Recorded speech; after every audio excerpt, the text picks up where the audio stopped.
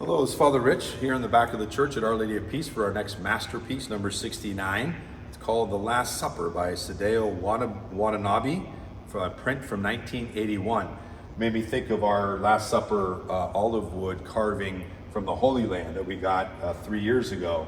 If you haven't seen it, I encourage you to check it out. We also have a video on our website where I explain kind of the whole outline and kind of some of the who's sitting where and some of the dynamics going on there. But with Wannabes, I don't know if you could see it, I'd encourage you to check it out. He was trying to bring together kind of his Christianity into the Japanese expression, which he really had found as he was going around. He lived through the mid-1900s and was finding in Japan, he could find nothing of Christian art other than the European art that is famous, and felt like there needed to be a Japanese expression of Christianity that people could relate to more. So in the Wannabe picture, it has Jesus at the head. They're all in kind of a full around the full table. In the middle, they have some large-eyed fish. The charming large-eyed fish at the center of the table is the sea bream or tai, a much prized delicacy that is normally served at ceremonial occasions, accompanied by plates of sushi rolls and stylized bottles of sake, as well as they kneel on tatami mats and prepare to partake of this traditional Japanese meal. So he was trying to show what that meal would have looked like to Japanese people of his time, if they were Japanese. So, and it really talks about how in his art in general, that Watanabe was kind of stuck in between two different expressions that were found in the Japanese kind of art experience. And unfortunately, because of that, he found himself to kind of be in the middle of the two types. So it says he struggled for recognition as an artist. In the years following World War II, Japanese art critics began to distinguish between fine art and applied art, and there was disagreement about how to define the differences. Because Watanabe was using traditional folk methods, some critics refused to take his work seriously as fine art. But because it had many of the characteristics of high art, some folk art aficionados didn't feel his work belonged to theirs either. So kind of caught in no man's land there. But so the work they actually have the setting here different in Watanabe's setup than we have in here in a lot of the traditional setups. They do have John, the beloved disciple, laying on his head on the chest of Jesus, more or less. Jesus' head is bigger to show his prominence, not bigger in the sense of pride, but they have Judas across the table with the kind of the money bag behind his back. Whereas, of course, we know Judas was right next to him, and in this depiction of our wood carving, it shows Judas right next to Jesus. So some discrepancies, different, wanting to show kind of almost showing him leaving the table, so to speak, or getting ready to leave the table. So, but Watanabe actually, he grew up with a Christian father and a Buddhist mother, but he didn't attend church regularly with really either. But his father died at a young age, and so unexpectedly, and so he had to kind of Watanabe dreamt of being an artist, but had to kind of put that on hold.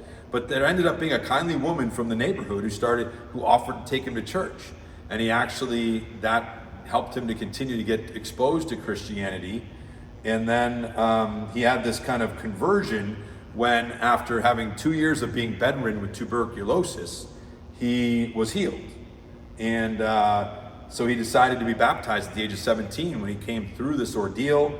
His mother ended up converting because she believed that it was the Christian God, so to speak, that helped bring about the healing of her son. And so this was unique because only less than 1% of Japanese people are Christian. So this was a big step for them.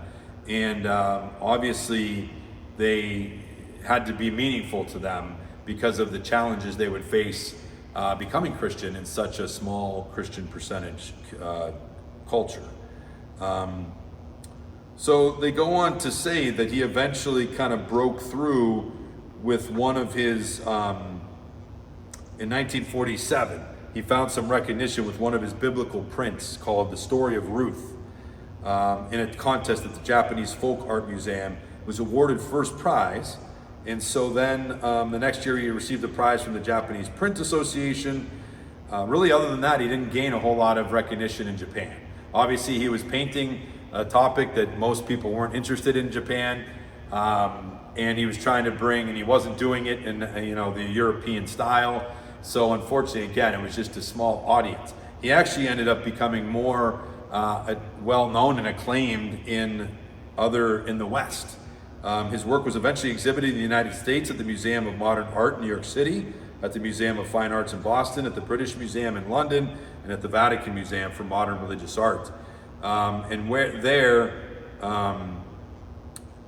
Actually, in the Vatican, he had 10 of his works are still on permanent display there.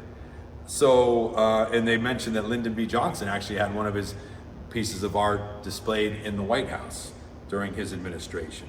So, but he definitely wanted to help bring the Japanese people to see help them see an expression that was relevant to them, and try to help more Japanese people be open to Christianity. He was a very humble man. He wasn't worried about selling prints.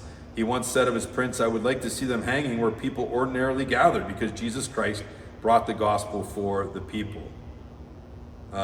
They say that he died in 1996 in the process of actually creating a piece of art. At the end, he says, "As I grow older," he said near the end of his life, "my work becomes less of myself and more of my Lord." You think of St. John the Baptist, he must increase, I must decrease. If we could only all learn that example, and whatever we're doing, seek to glorify God and have it be less about us and more about God. So great lesson we learned from Watanabe. Encourage you to check out some of his stuff. Our next masterpiece will be number 70, Godric, a novel, 1981 by Frederick Buchner. So we look forward to that. Thanks for joining me. God bless.